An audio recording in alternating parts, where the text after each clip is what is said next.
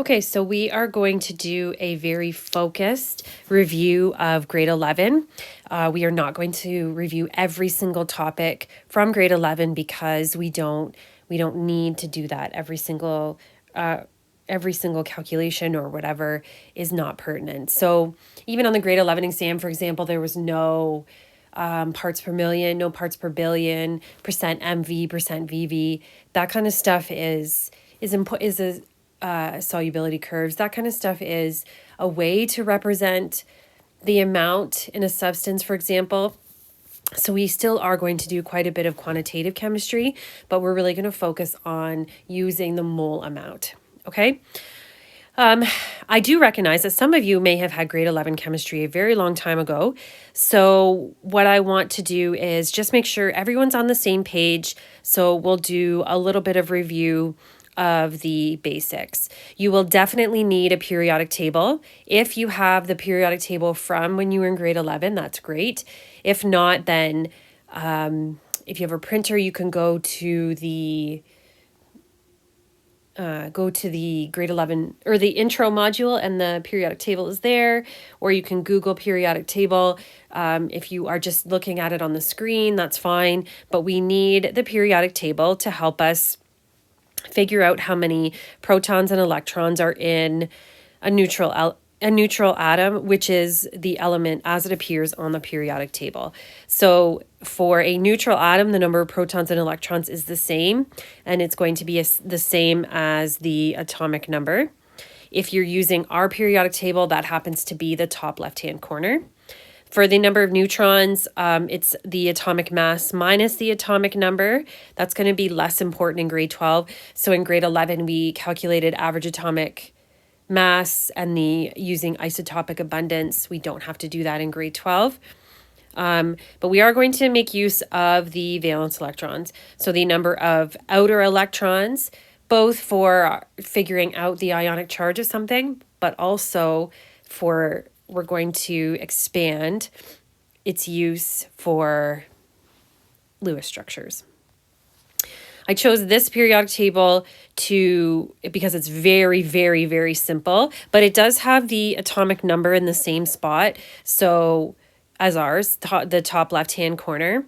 And it does have just the basic outline of the periodic table. So when you have elements and they are organized into groups, so the families are sort of ish color coded here, but they're also at the bottom. If you use our periodic table again, they're at the bottom of the columns of the periodic table that I've provided for you.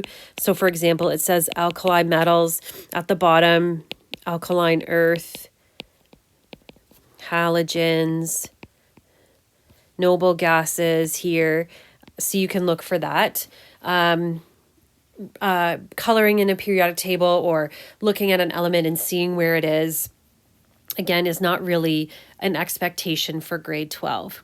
However, we are going to do different concepts with ionic compounds and covalent compounds. So this periodic table doesn't have very good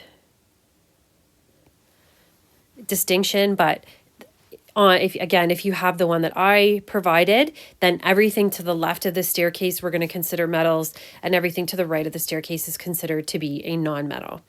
So if you were the kind of person who really struggled with ionic charge and struggled with figuring out how many electrons would be lost or gained or shared, what I recommend is then writing it down at the top. So the first column, it does say there, group 1.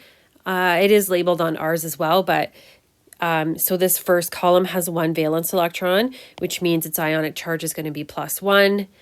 This column would be +2, the alkali earth metals.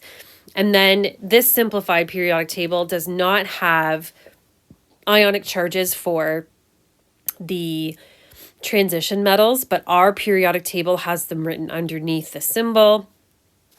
And then So we're going to skip the transition metals. This column is +3. This column has 4 valence electrons.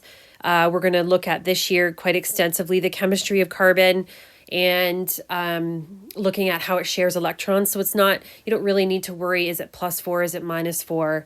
That's not, we say that it shares, it doesn't really lose or gain. And then the nitrogen column is -3, the oxygen column is -2, the fluorine column is -1, and of course, noble gases have no charge or 0.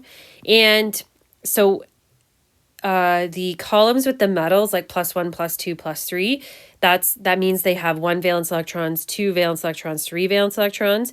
With the nitrogen, oxygen, and fluorine column, it is a little bit different because you're going backwards from 8. So if the charge is -3, that means it has 5 valence electrons. If the charge is -2, then it has 6 valence electrons. So it gains 2 to get to 8, so it's -2, and then gains 1 valence electron. That means the charge is -1. And then again, the lose column is a little bit more straightforward. But if you want to write it at the top there, so that you know what's what. Okay? So column 1, count the columns for valence electron. Column 1 is 1, column 2 is 2, skip the transition metals.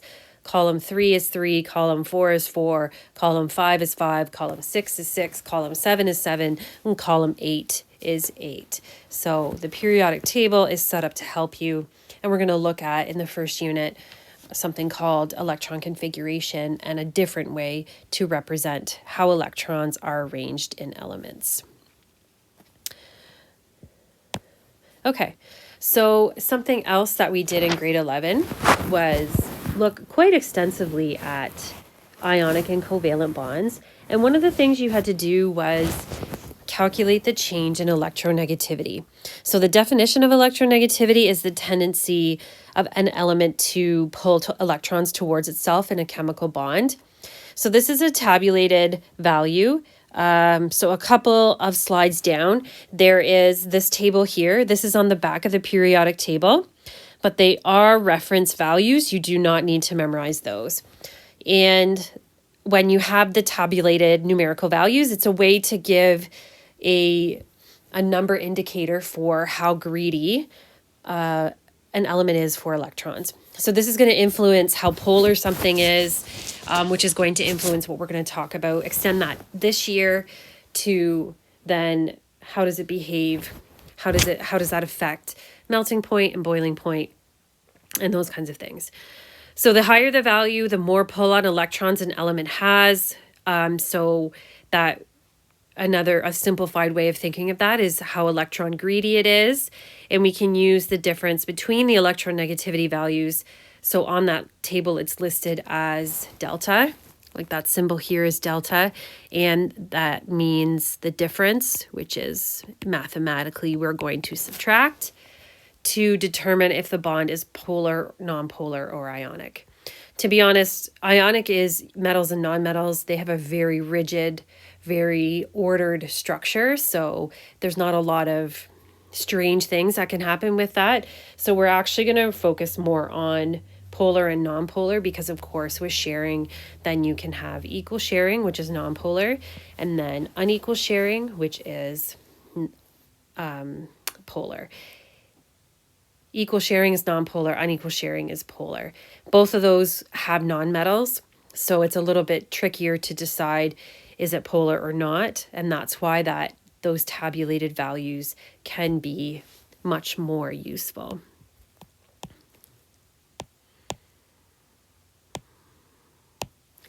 Okay, so what is the bond formed in an NH3 molecule? So when you do the change in electronegativity, it is very straightforward. You just take one nitrogen, which is 3.04, minus the other element. And if it happens to give you a negative number, you don't worry about that. You're just looking for the absolute value or the size of the number. So if I subtracted hydrogen from nitrogen and got negative 0.84, that doesn't matter. You don't worry about the fact that there are 3 hydrogens. We're just looking at, is the NH bond, which is what's in the NH3 molecule, is it polar or non-polar? So 0.84, this is a continuum. And so really, actually, all you really need to look at is the range here. We're, again, in grade 12, we're not going to really focus on percent ionic character,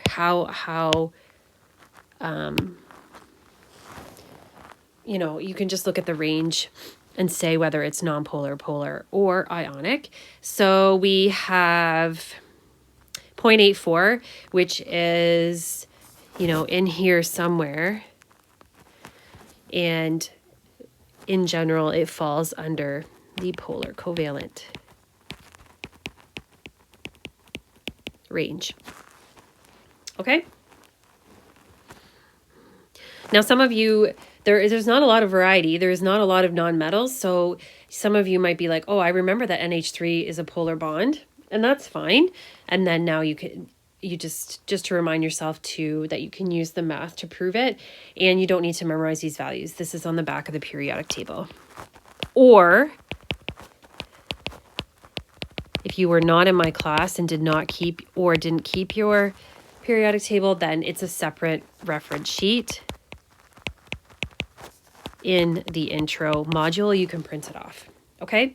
There are definitely plenty of versions of the electronegativity values. So you could definitely even just Google it. Pauling is the person that first tabulated these. So that's why it says Pauling's electronegativity values. This electronegativity table does not include the column with noble gases because we don't say that. Sometimes people will say their value is nil or their value is 0 because they don't bond, so they don't have any tendency to pull electrons towards it. So in here, it's totally missing the noble gas column. Sometimes you'll see it like this, like where it's got no value or maybe 0. But the version I've used has just not included the noble gases. Okay, so after we did the change in electronegativity and you figured out what kind of bond there was, then you had to draw Lewis structures. And so it was often part A, mathematically find the bond. Part B, draw the Lewis structure. So we did both kinds. We did ionic and covalent Lewis structures in grade 11.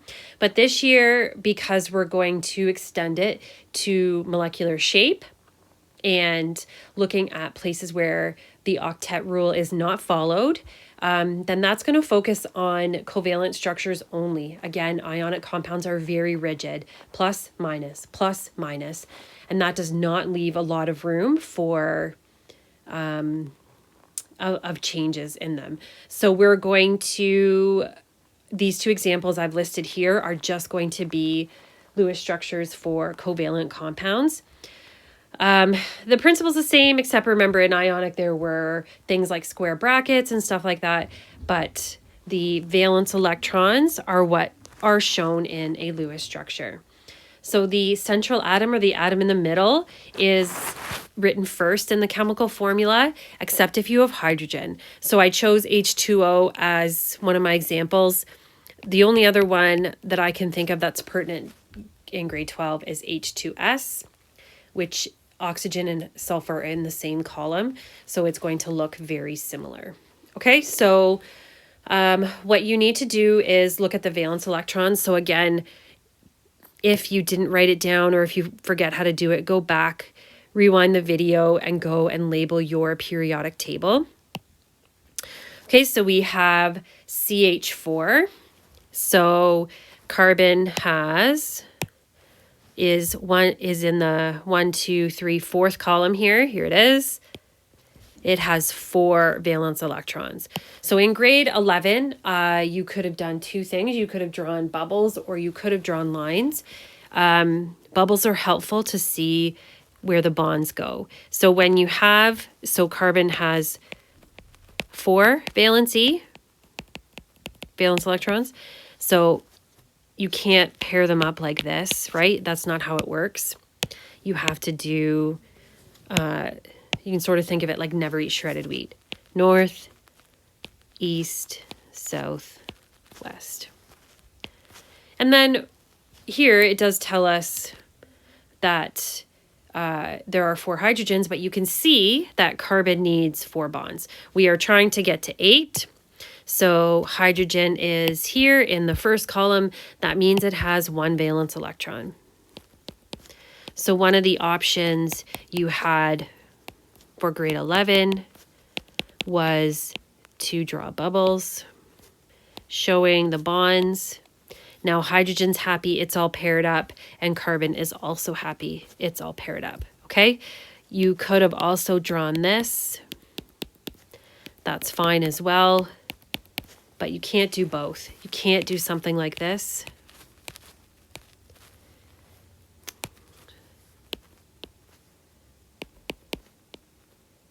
Okay, you can't do that. You either have to have bubbles or lines, or dots or lines, not both. Okay, so H2O, oxygen is here in the 6th group if you skip the transition metals, which means it has 6 valence electrons. So again, do never eat shredded wheat. And go back and pair them up. It doesn't really matter where you put the pairs, but for now, if you just keep following the same pattern, fill 1 electron and then go back, then they sort of go in the north and east spots. And then hydrogen, it does say there are 2 of them, but you can see here where hydrogen needs a pair. When you draw the structures, you need to draw the extra electrons. That's going to be important, that are already paired up. That's going to be important for when we do the VSEPR lesson, or it's going to influence the 3D shape of the molecule.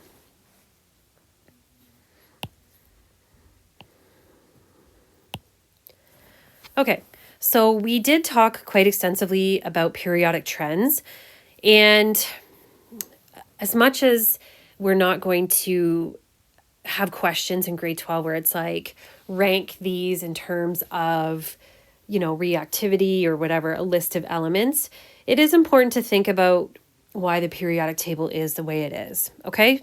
And this helps with bonding and behavior of molecules with each other and things like that. So we're going to quantify the rate of reaction. So we'll look at why some reactions are faster than others, but also calculate the amount of time, like the actual rate of reaction for those reactions needed for those reactions to occur. So elements are in columns are groups and rows are called periods. It does happen to say that in this example periodic table here. And these next slides are literally right from my grade 11 note. So when you go down the periodic table in a column, then you're going to add an energy shell or an orbit or an energy level, whatever word you like to use. So this first one would be like row number 1 or period number 1. Then when you got to period number 2, it would have 2 shells. Period number 3 would have 3 shells. So obviously this makes the atom larger. You can see it in the picture. And not only does it make it larger, the outer electrons are now farther from the nucleus. And in chemistry, opposites attract. So the nucleus has protons, which are positive, electrons are negative. So the farther away they are, then the less attraction there is. The inner electrons also act as shields. A shield blocks something, right? So it blocks the positive pull of the nucleus from the outer electrons. So then things like losing electrons becomes easier on big elements, and big elements are less attractive for electrons. So that influences how electrons are being gained. When you go across then you have the same number of energy shells, okay? So you have to look at the only other difference, which is the number of protons. So this would be, say this top one here is element number 1. It has 1 proton, 1 electron.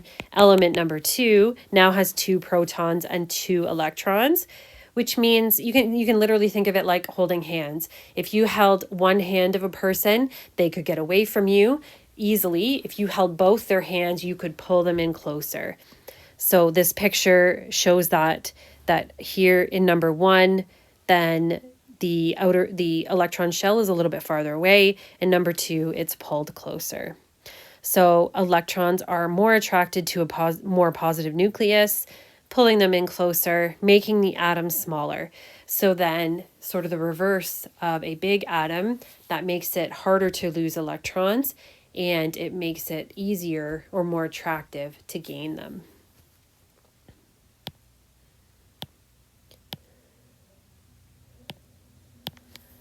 And then the last sort of non-quantitative topic is nomenclature. On the worksheet, there is a significant amount, sorry, not a significant, like a couple of questions about naming. We did do a lot of that in grade 11. You know, I'm not going to have naming quizzes. There is one of the questions on the review sheet where you actually have to write your own reaction. It's going to be, the more that you try to think about what the name of an element is or a compound, the easier things like stoic and stuff like that will be. We're going to do dissociation equations in a later unit. We're going to do losing and gaining protons and acids and bases. And the better grasp you have on what a chemical formula of a compound looks like, then those sort of topics will be a little bit easier. So I encourage you to try those questions. So when you have a metal and a non-metal, then this is, again, the plus minus. Follow the crisscross rule. Make sure the subscripts are reduced. So something like magnesium oxide, when you crisscross, they're both 2's, Mg and O, but those 2's will cancel out, and the final answer should be MgO. You can use Latin or Roman numerals for transition metals. So for Latin, ic is the higher charge, OUS is the lower charge. So in the answers, I did include both. Like say for copper, we did cupric and cuprous. So give those a try. Again, if you're doing research on your own for, to check your answers, whatever, then other websites might use like cupric sulfate instead of copper 2 sulfate, because those, or ferric for iron, those are kind of common elements that you might use a different charge for. When you have a covalent or molecular compound, that's going to be non-metals, and no crisscrossing, no reducing, and the prefixes. So this is what we're going to look more at this year. How can you defy the octet rule? Where do some of those prefixes come from? Why is sharing all over the place? And then of course the diatomic molecules. So your teacher might have shown you this like as a 7, or maybe the mnemonic I bring clay 4. So those are all halogens. And then next to fluorine, oxygen, our, nitrogen, new, and then hydrogen, which is H for home. Okay.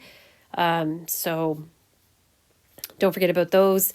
For example, we're going to do the amount of energy in a reaction, and a very common reaction that is used is a combustion reaction, which uses oxygen. So writing those reactions and forgetting the oxygen can mess with the stoic and be a little bit frustrating.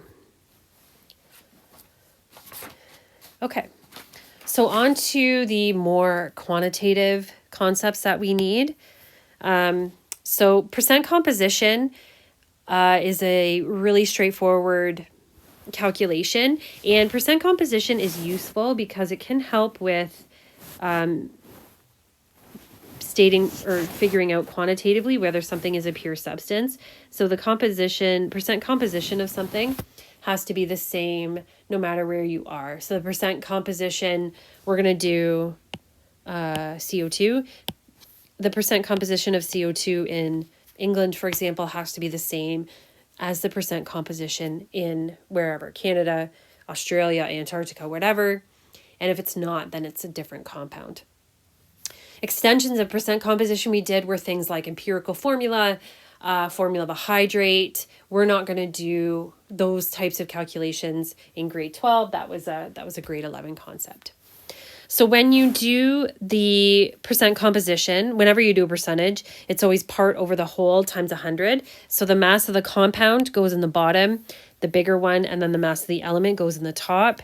If you're not given grams, you can use atomic mass or molecular weight. And then you have to calculate the molecular weight of the compound. So that's, in order to review that, that's why I chose this example first. So what's the percent composition of CO2? That means that we need to find the percent C, and the percent O. Okay, and in order to do this, we need the molecular weight of CO2. Oops, sorry.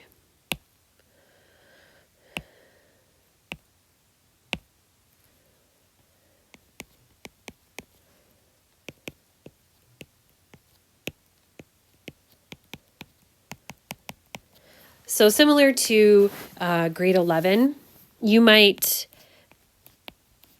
have been able to do this in your head to find the molar mass or molecular weight. So we have the mass of 1 carbon and 2 oxygens.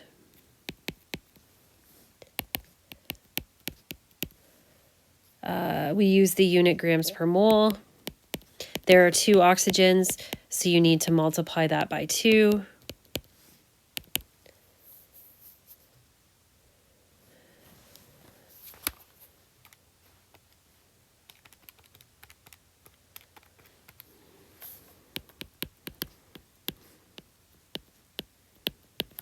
Which is 44.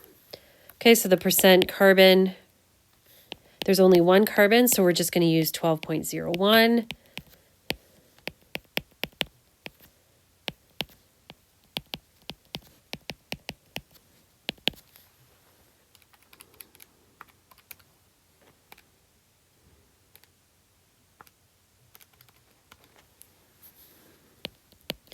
Usually with percentages, we just leave 1 decimal place, but that doesn't matter really.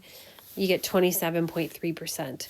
So then for the oxygen, in order to do this correctly, then there are 2 oxygens, which means it's going to take up more of the mass of carbon dioxide, because there are 2 of them. So you need to multiply by 2.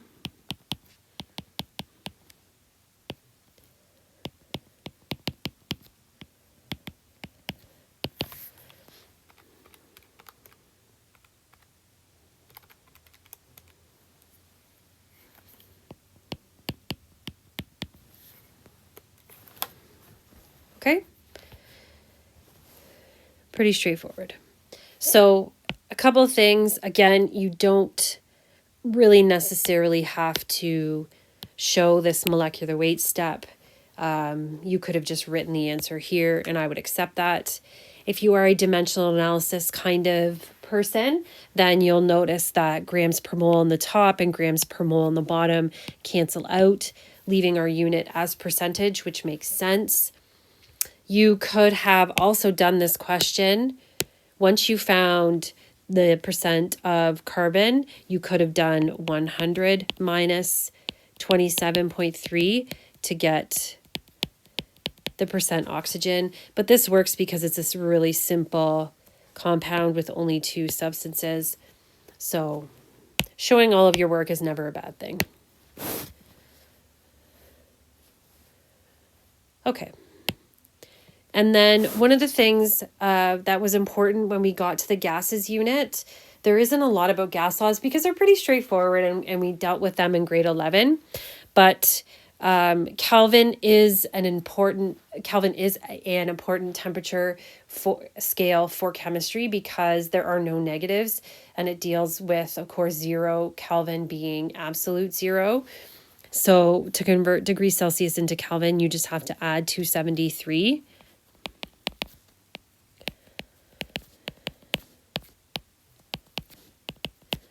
And it's not degrees Kelvin, it's just Kelvin.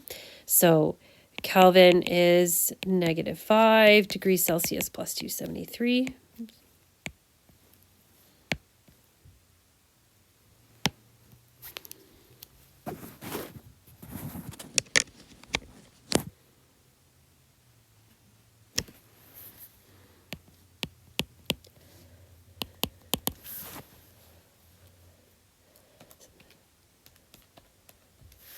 So 268 Kelvin, which then gets rid of the -5. So in the gas laws, because many of them were relationships that were inverse or direct and dealt with, it could be pressure, volume, volume and temperature, pressure and temperature, then you can't have negative pressure, you can't have negative volume. So even mathematically, then the idea that two positive numbers give a positive answer, the fact that there are no negatives helps to keep the mathematical analysis of a gas logical. But for us, when we do other things with Kelvin, we're going to change it into degree, when we do other things with temperature, we often do, in chemistry, we don't want degrees Celsius, we do want Kelvin.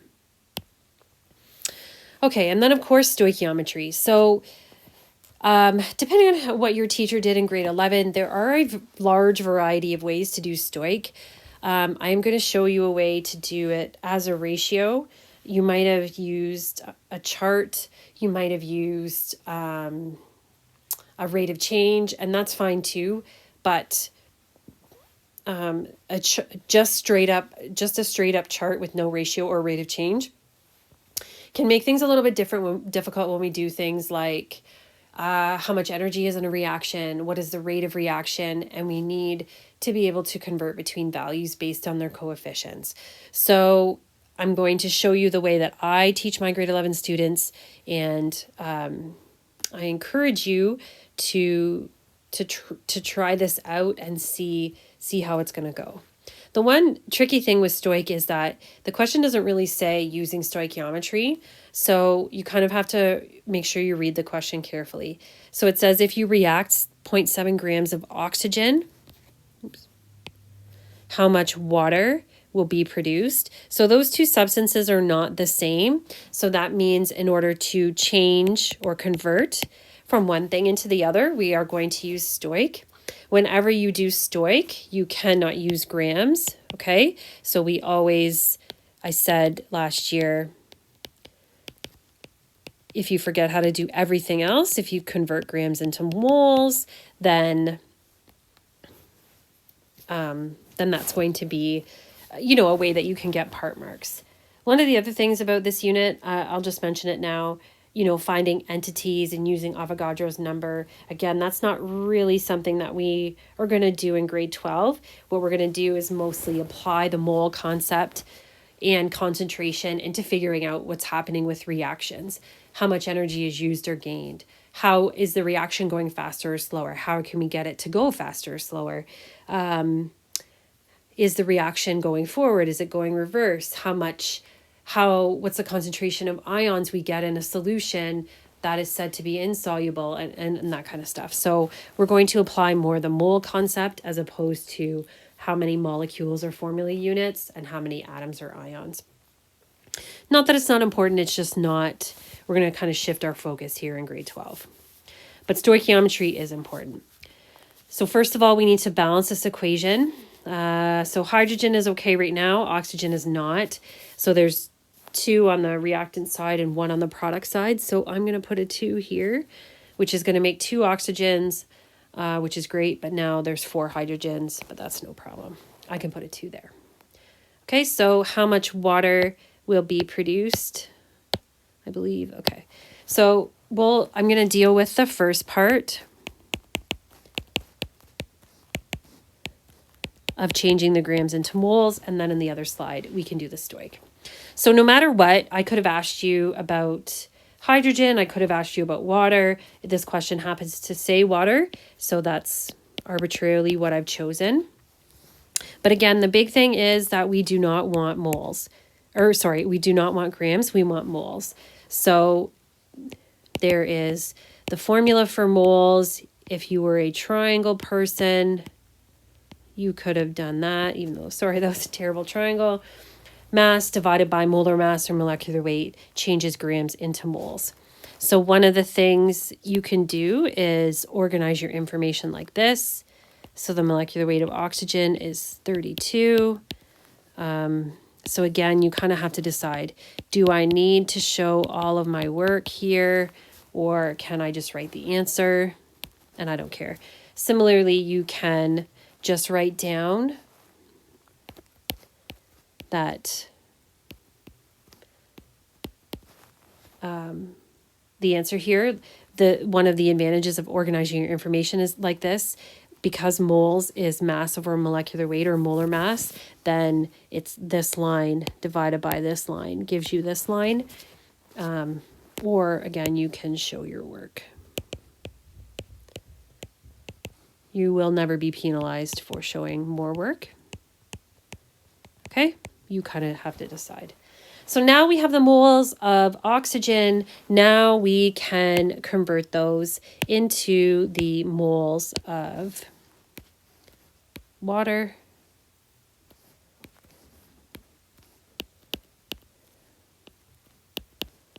Sorry, my pen's not working very good here. In order to find the mass, okay?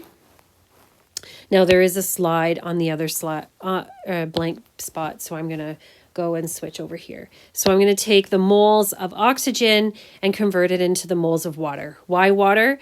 Again, that's what the question said. Okay? So the way that I encourage my students to set up their ratio, actually, I'll even write it down.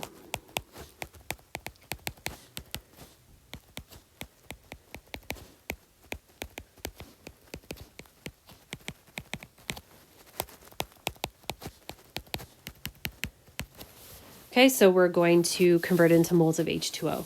So the most common unknown variable used in math is X. So we want to find how many moles of H2O when we have the moles of oxygen. And then in the bottom goes the coefficient. So again, you can just write the number. These are pretty simple coefficients. So water's coefficient is 2, oxygen's coefficient is 1.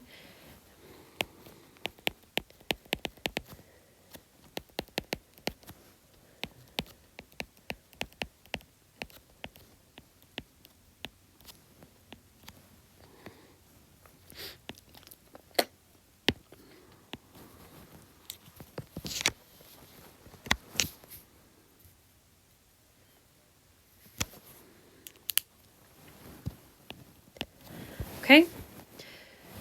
And then you can decide if you're you like to solve this using cross multiplication, or you can do, this is simple because one of the coefficients is 1, 0.0219 divided by 1 is 0.0219. And then to isolate X, the 2 is in the bottom, so you need to multiply so that it can be canceled out.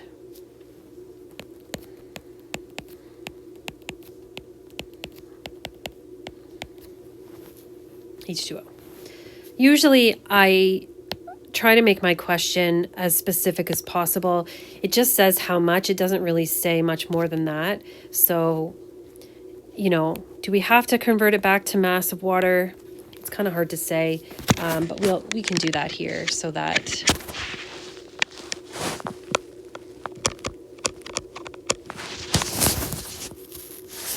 we can do that here.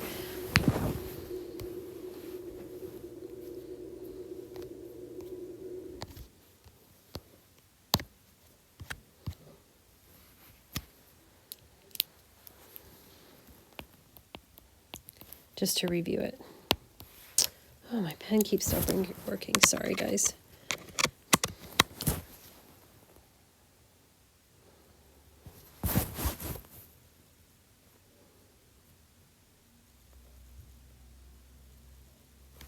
just going to check the charge.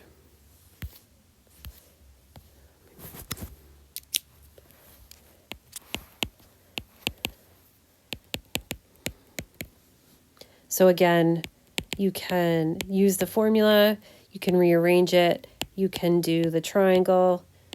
So mass is moles times molar mass.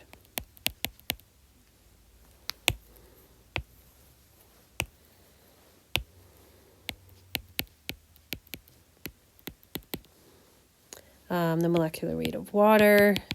And again, you might even have this memorized as 18, which is fine. Lots of people do. We use water all the time.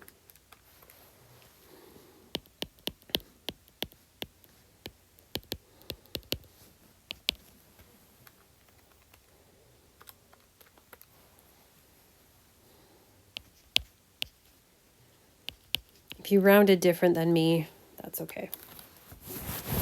All right.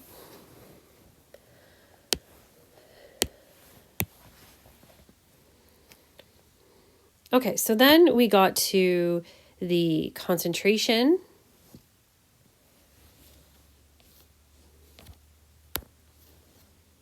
The concentration unit. And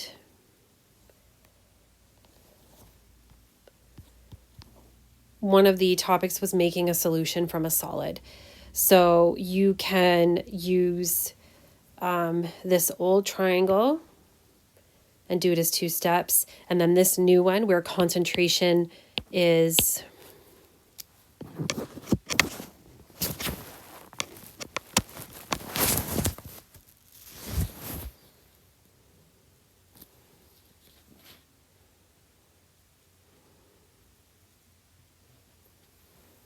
moles per liter, or big M. So in grade 11, we use moles per liter as a common unit for concentration. Moving forward in grade 12, when we get to equilibrium and those units later on, we are probably going to shift using capital M. So just be wary of that. Like up here in the example, it says capital M. So concentration can be moles per liter or big M. And then volume is liters. Or you can use this relationship, which is combining the 2 triangles. It doesn't matter. So Billy Labtekinski needs to make a potassium iodide solution that is 300 milliliters and a concentration of 0.45. How much solid potassium iodide does he need? Okay, so potassium iodide is Ki. We have to find the molecular weight. 1 potassium is 39.01 grams per mole. Iodine is 26.9 grams per mole.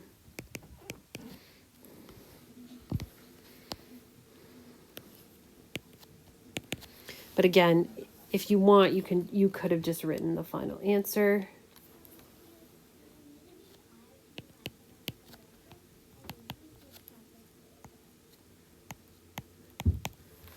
Okay, the volume of 300 milliliters has to be liters.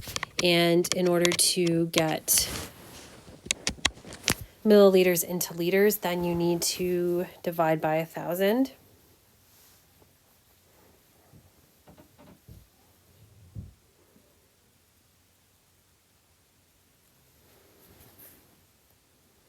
So again, you can show your work or not.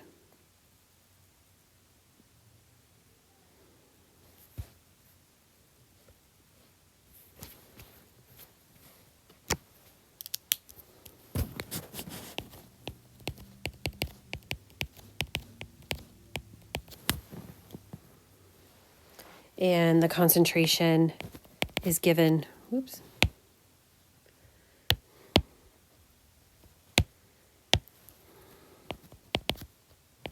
As 0.45. And again, that capital M is synonymous with moles per liter. Okay, so mass is concentration times volume times molecular weight.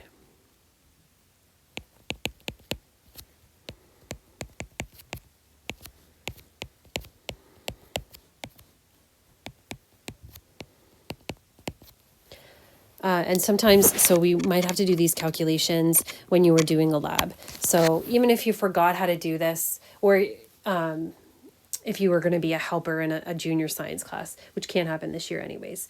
But if you were going to do this math, it wouldn't be on a test or anything like that. You could ask for help as you were doing the lab. If you had to do this before, like say to make your own solution. So you would then weigh out this mass and put it in the appropriate volume of water. So in this case, 300 milliliters. You could definitely ask for help there.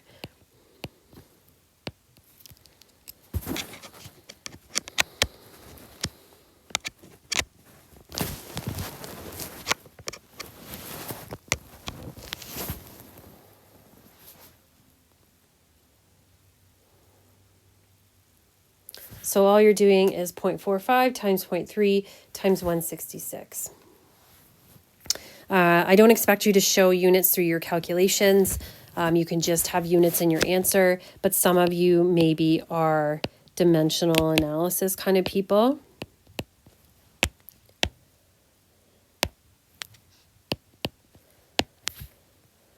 I don't know why this isn't working, sorry. There we go.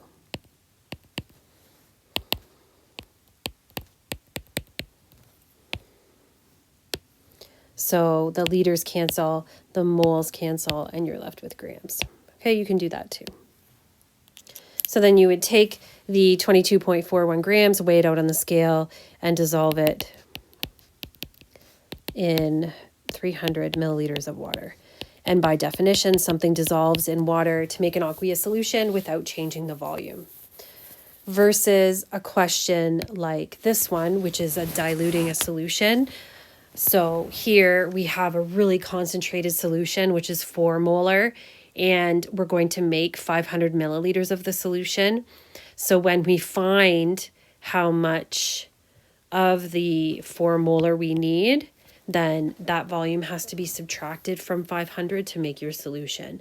So again, you would be doing this in a lab, and if you had questions, you know, do we add the volume? Like, are we supposed to subtract? Do I use 500 milliliters of water? You could ask me, okay? So Billy now is making a solution of acid. This is a very common calculation.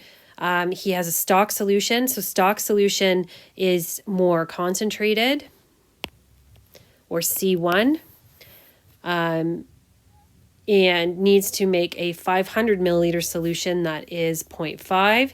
So that is way less concentrated or more dilute.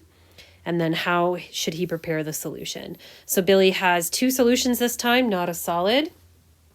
And he is going to add water to it to make it more diluted. You can't just evaporate water and get it to be more concentrated or whatever in a accurate analytical way. Could you do that if it didn't matter what the concentration was? Yes. But we want to use a solution that's got an accurately calculated concentration.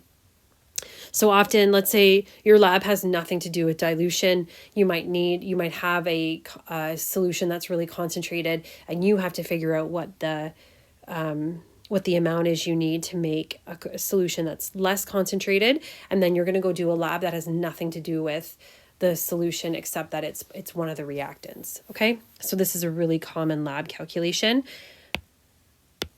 And here's the formula here, C1V1 equals C2V2. And you might see this formula as CIVI, so I being initial, or CFVF, and then the 2 being final. Okay, so, oops. This is often meant to be a really easy calculation. So you might find that you could just plug it into the dilution formula, but if you it is hard sometimes to decide what goes with what. So to write out your work is often recommended as well. So we have the initial concentration, or the first concentration is 4, and then the second concentration is 0.5. So much, much less concentrated. We want to know how much of this solution we need.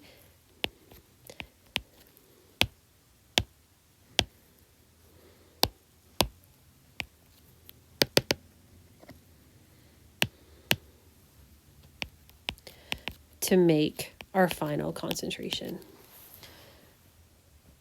When you do this calculation, you actually don't really need liters because the volume is on either side. So you're of the equal signs, you're actually going to be dividing and multiplying by 1,000, but don't tell my grade 11 students that. So we would have changed this into 0.5 liters in grade 11. So we can do the same thing here.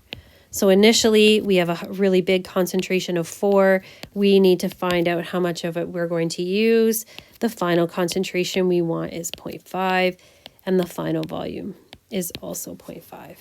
So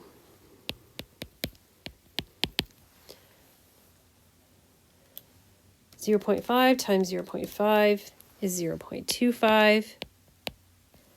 And then to isolate V1, you're going to divide by 4.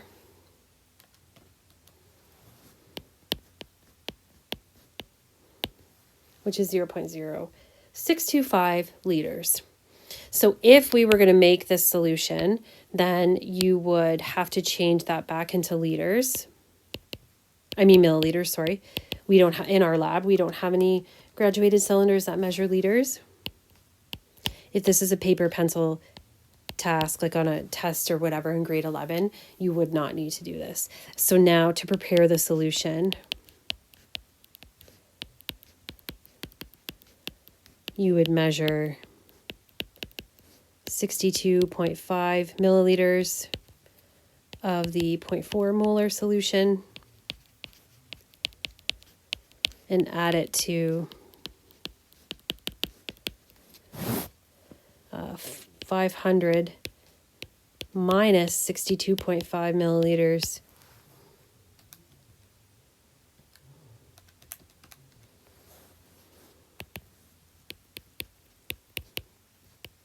of distilled water.